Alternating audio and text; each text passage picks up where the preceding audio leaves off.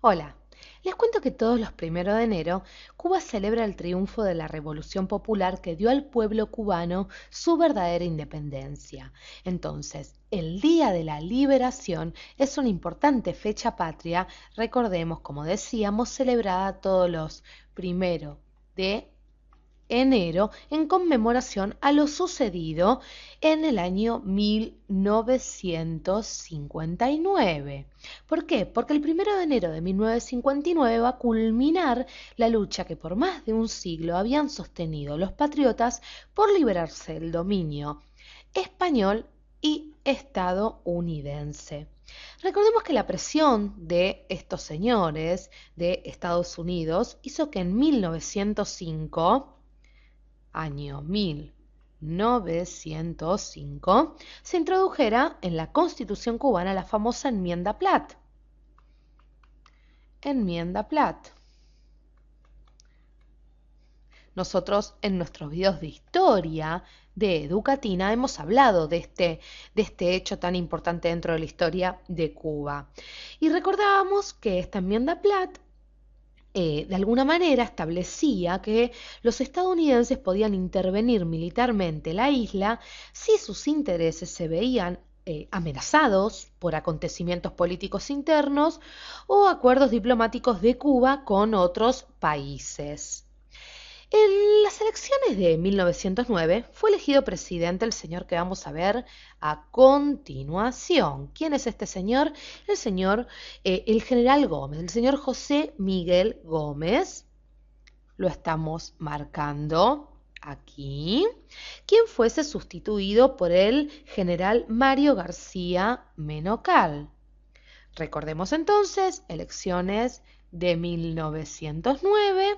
Elegido presidente José Miguel Gómez, luego va a ser sustituido por el señor Mario García Menocal, cuando en el año 1913, quien va a acceder al poder en varias ocasiones luego. Pasó el tiempo y en 1925, les cuento, Cuba estaba atravesando una crisis económica muy importante. Entonces, en Cuba, en 1925, hablamos de una crisis económica, ¿sí? Vamos a ir anotando este dato, la cual agravó el descontento, claro, de amplios sectores de la población cubana. Y esta crisis económica, para muchos historiadores, y tal como lo demuestran los hechos, ¿sí?, de aquel entonces, va a facilitar la llegada al poder de este señor que estamos viendo aquí. El señor Gerardo Machado y Morales, el general Machado, como se lo conoce, quien, apoyado por Estados Unidos, contaba entonces con el apoyo, ni más ni menos que de los estadounidenses, va a, de alguna manera, convertir su gobierno en una dictadura, inclusive hasta 1933. Luego de Machado va a aparecer otra figura importante, el señor Fulgencio Batista y Saldívar. Batista, personaje muy famoso en la historia de Cuba, quien va a ser elegido presidente ni más ni menos que en el año 1939, pero va a ser apartado del poder en 1944. Batista preparó un nuevo golpe de Estado que va a triunfar en 1952. ¿Por qué prepara este golpe de Estado?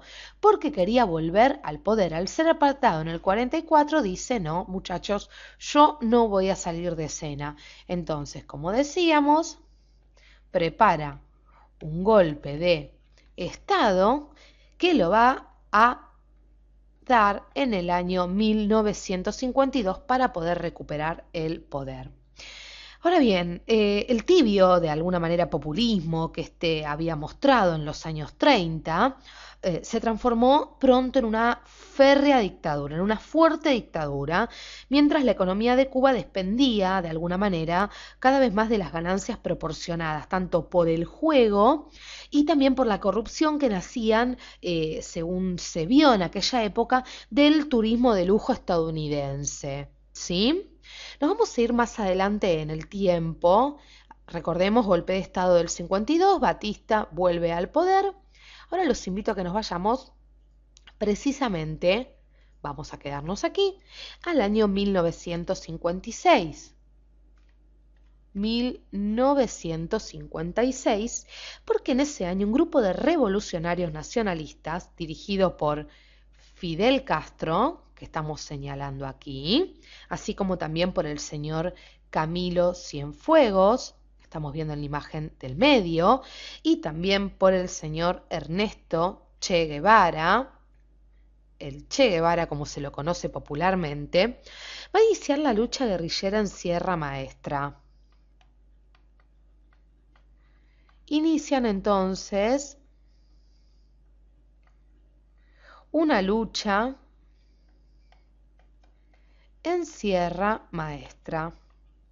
Vamos a anotarlo porque este dato es muy importante para comprender este famoso Día de la Liberación.